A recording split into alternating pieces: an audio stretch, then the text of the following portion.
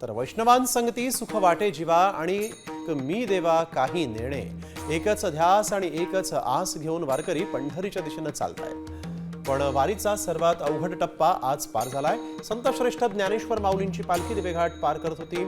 सावळ्या परब्रह्माच्या या भेटीसाठी आसूसलेले लाखो वैष्णव हरिनामाचा जयघोष करत दिवेघाट ओलांडतायत। पाऊस पाणी पिऊन हिरवाईने नटलेला नयनरम्य दिवेघाट चढण्यासाठी मात्र अत्यंत कठीण। नागमोडी वाटांची ही वळणं थकायला लावतायत, पण माऊलींच्या साथीनं आणि हरिनामाच्या जयघोषात हा अवघड टप्पाही वारकरी सहज पार करतायत।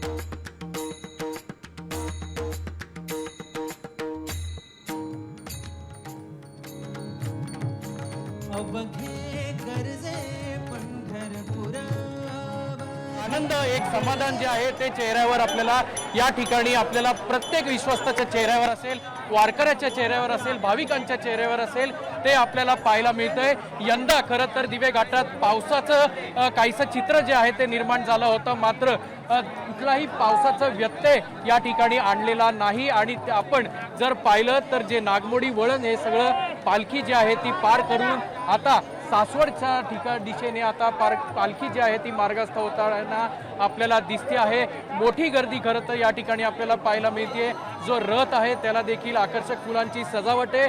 प्रत्येक वारकऱ्याचं, प्रत्येक भाविकाचं स्वप्न असतं की तो दिवेघाटात जाऊन माऊलींच्या पालखीचं दर्शन घेईल, आणि हाच तो क्षण आहे, हीच ती वेळ आहे ज्या ठिकाणी आपण पाहतोय सकाळपासून सगळेजण आतुरतेने वाट बघत होते। दिवेघाटातनं पालखी ही पुढे कधी सरेल, कधी या ठिकाणी पाऊस होईल का, ऊन असेल का, असा कुठलाही अडथळा त्याला कुठेही न जुमानता वारकरी असतील, भाविक असतील, अत्यंत श्रद्धेने, अत्यंत भावनेने, भक्तिपूर्ण वातावरणात हा सगळा मोठा घाट जो आहे तो या ठिकाणी सर केलेल्याचं चित्र आपल्याला पाहायला मिळतंय।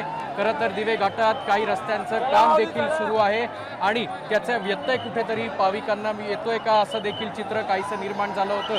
मात्र हा चित्र आपण जर पाहिलं तर आजचा मोठा उत्साह, मोठं भक्तिमय वातावरण, माऊली जयघोषाचा हा सगळा, तुकाराम जयघोषाचा हा सगळा उत्साह जो आहे